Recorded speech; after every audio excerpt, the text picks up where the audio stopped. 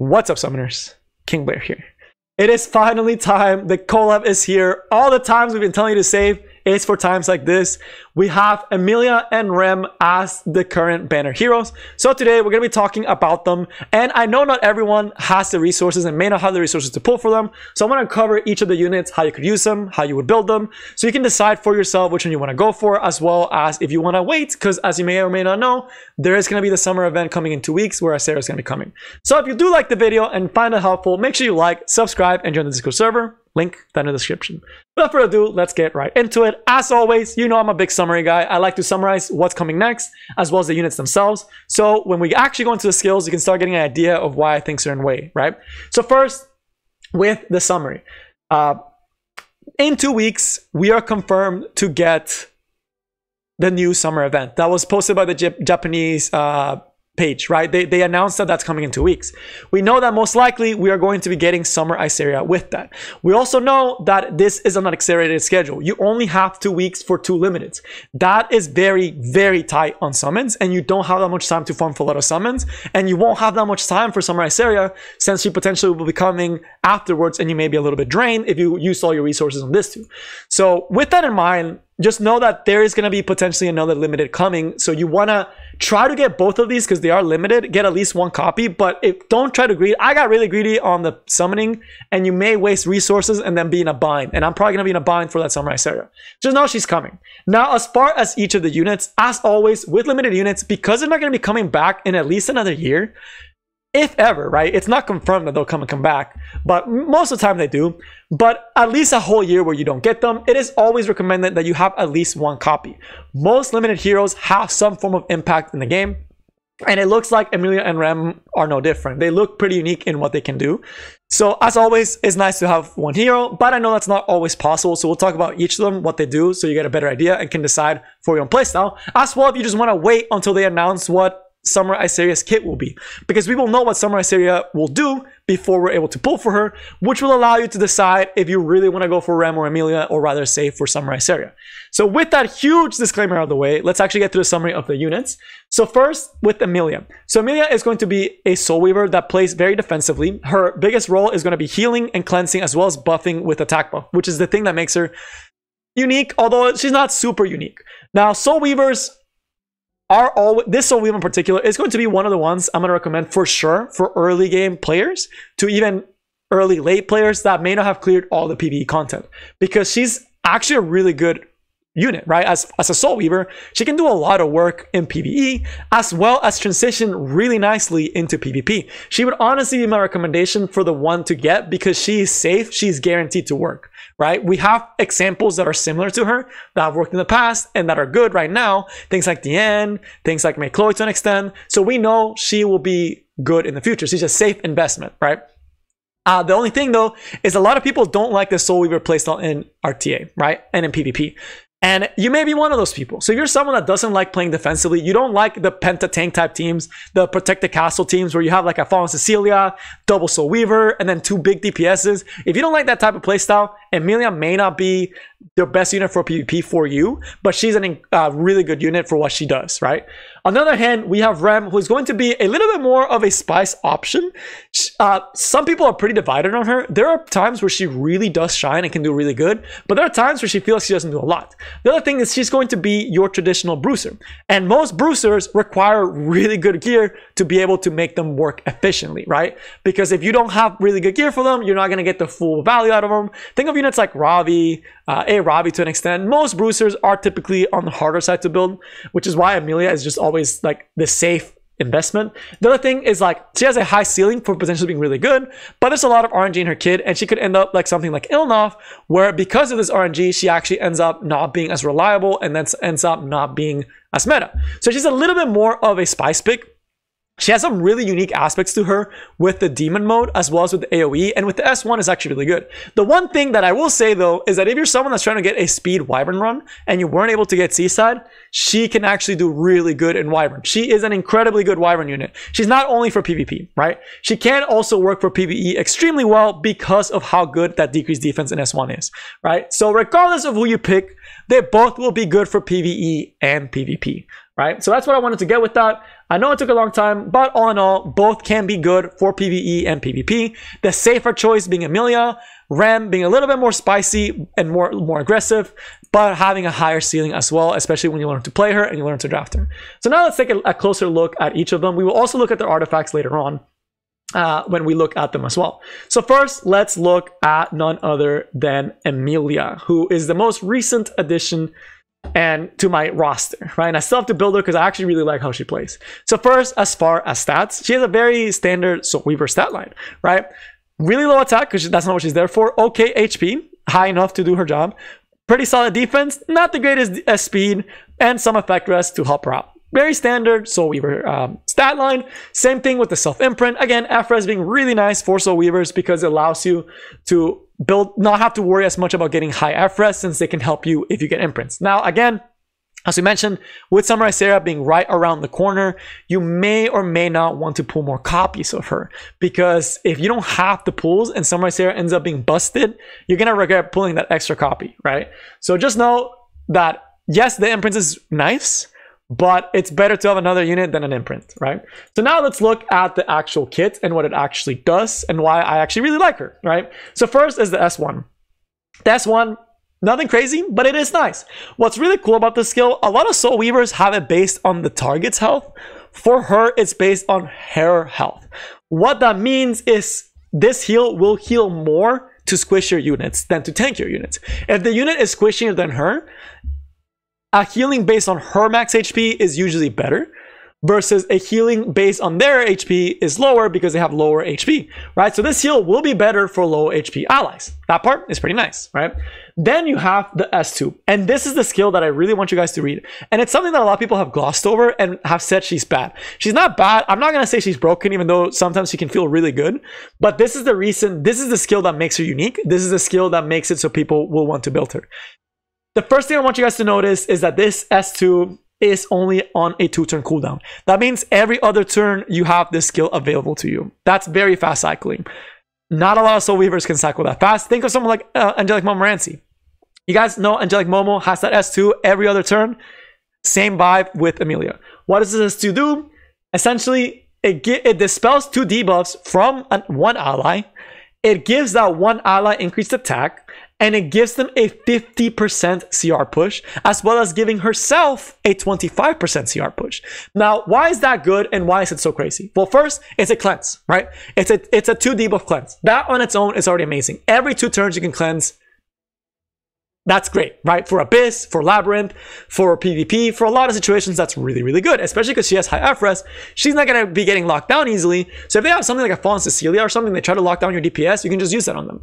The other part of this is going to be the fact that it gives attack buff. This is where you start seeing her synergy with things like Landy, with things like Stennet, with things like Charlotte, with things like LQC, right? With a lot of different Protect the Castle style units.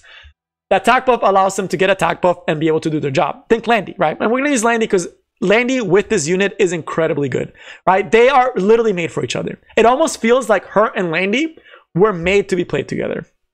But the last part is going to be the CR push. So unlike Diane, and she's very similar to Diane in that she gives attack buff. Unlike Diane loses to things like Bazaar because Bazaar can put unable to be buffed and you lose a whole turn before you put attack buff. The other thing is that with Diane, you don't push up your ally. With Emilia, you're able to push up your ally as well as giving their attack buff, right? So you're able to guarantee yourself the turn and be able to follow up with your Landy and be able to do the damage because you now have attack buff on that Landy. You're also able to get self CR push, right? And then after your opponent takes their whole first turn, then we'll get to the S3, right? So it's really good for those DPS style units to push them up, giving attack buff and CR push 25%. This is why it's so insane, is because it's every other turn you're doing this. You're essentially almost giving your ally a 50% CR push with attack buff every other turn. And potentially healing if you need to heal with a soul burn, right? That's the other part that makes it really, really nice. So again, really, really nice. It's a really good skill. It's just one of the better skills in this game. And then we have the S3.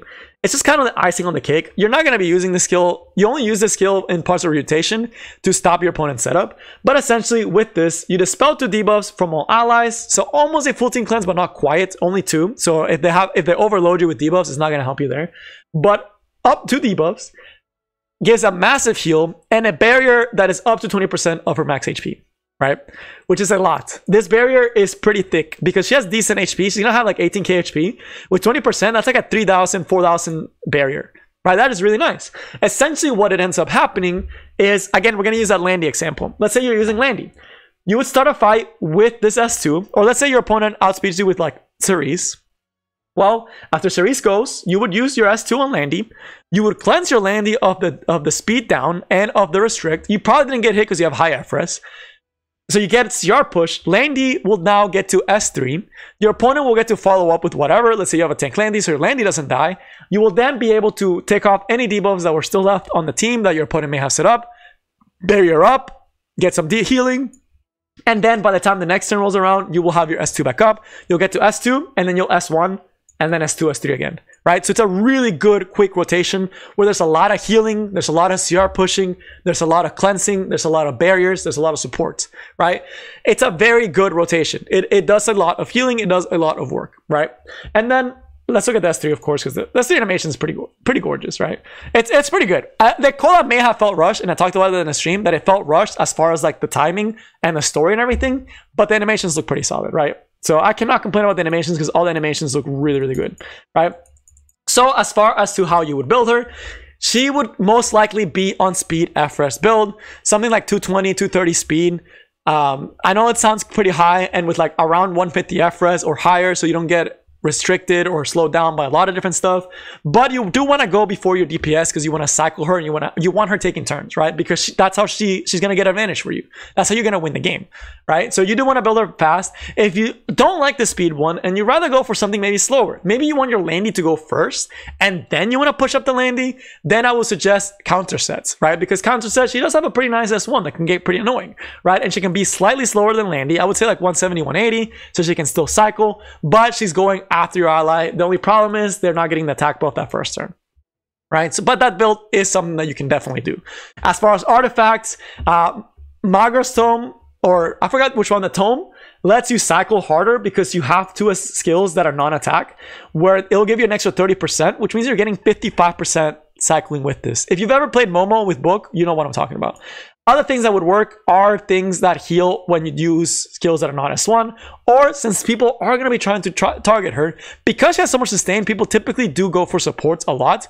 Water's Origin to make her tankier for the counter build, or something like Celestine for the counter build. And for the speed build, Water's Origin or something like Touch of Rekos to be extra annoying, right? So that's a lot of artifact choices for Emilia and how you would build her, where you would use her, honestly, everywhere, right?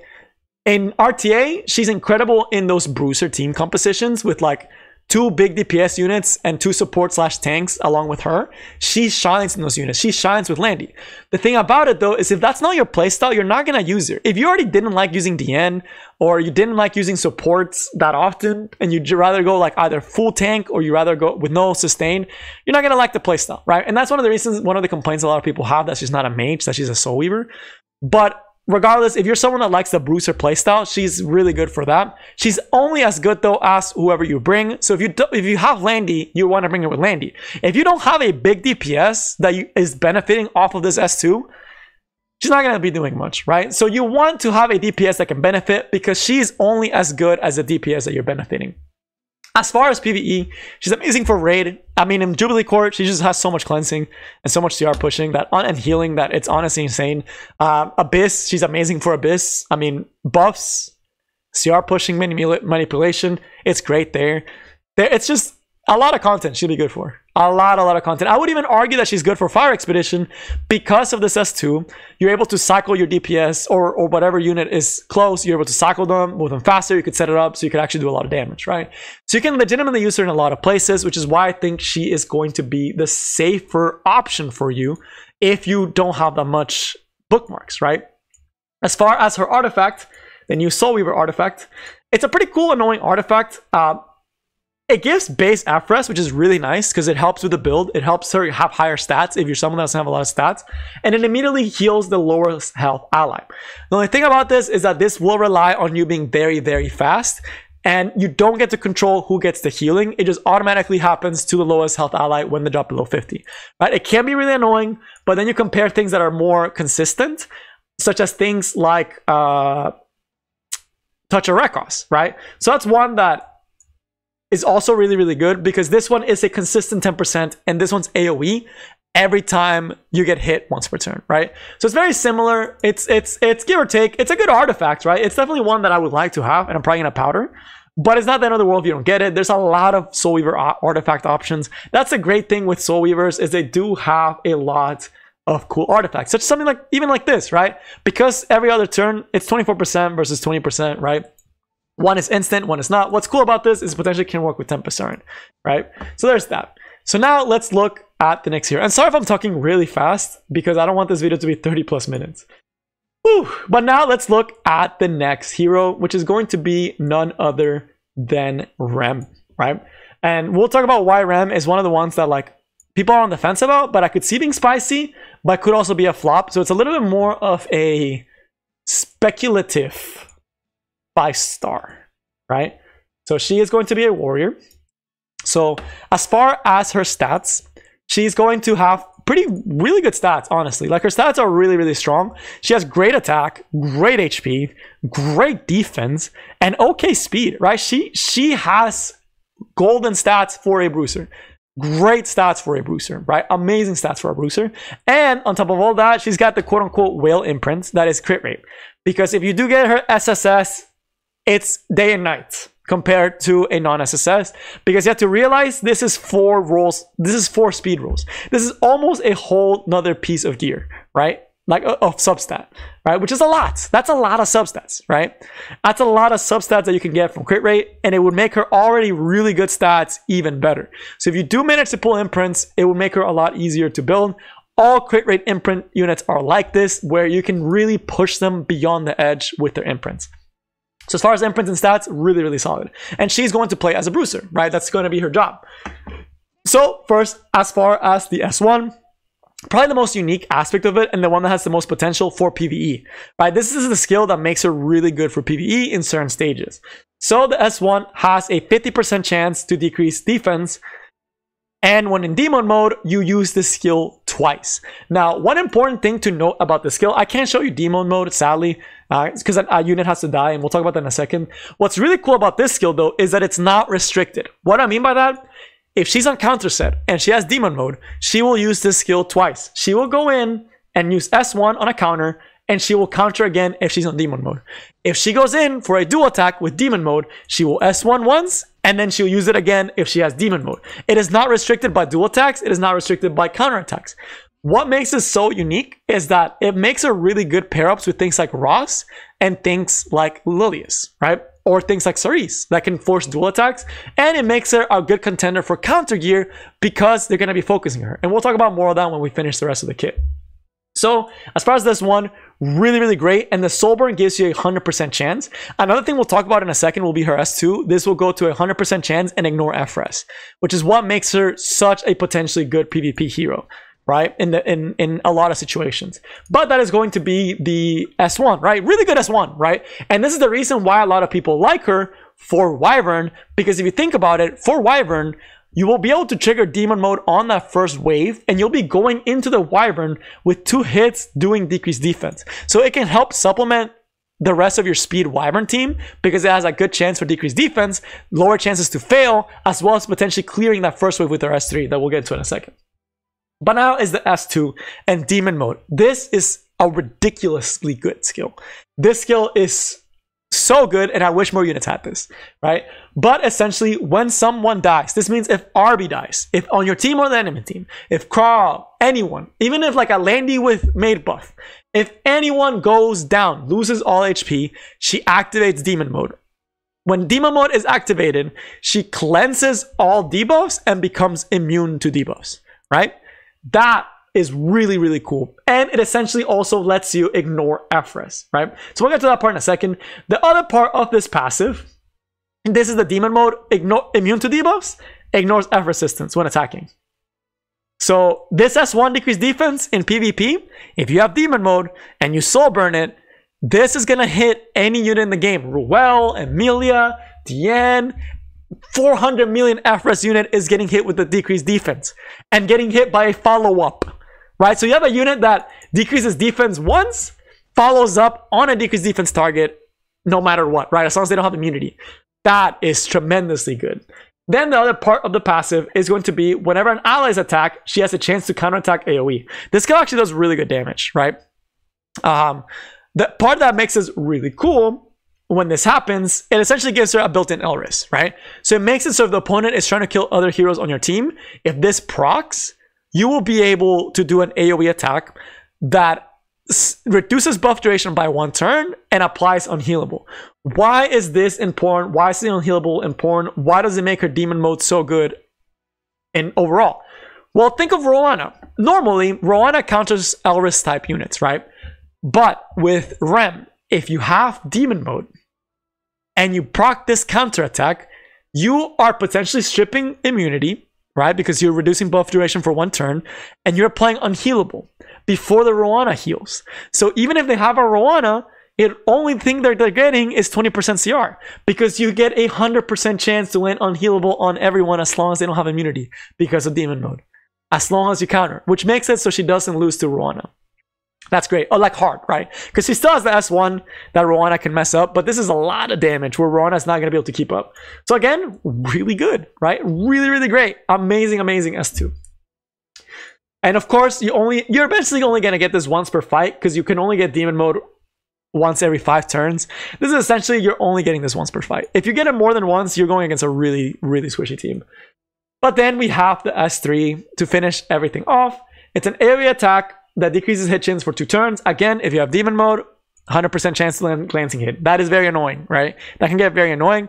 And you get 50% CR push. What's really cool is that she's very self-sufficient because she gives herself attack buff. So you're able to attack buff before you attack, and then you do your attack, allowing you to do quite a lot of damage. This skill does a very, very good amount of damage because you're already going into it with an attack buff, and because you're CR pushing, you will be right here again and be able to follow up with a nice little S1. And most likely, you will have a unit dying to this S3, which means by the next time you take a turn, you will have an attack buff and an S1 that ignores FRES and decreased defenses that you're hitting twice.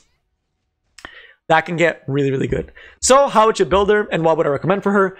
The best build right now that people have tested has been the counter build. The reason why counter build is so good on her is because people know the Elris passive. People don't want to get counterattacked AoE and get their buff stripped, right? Potentially.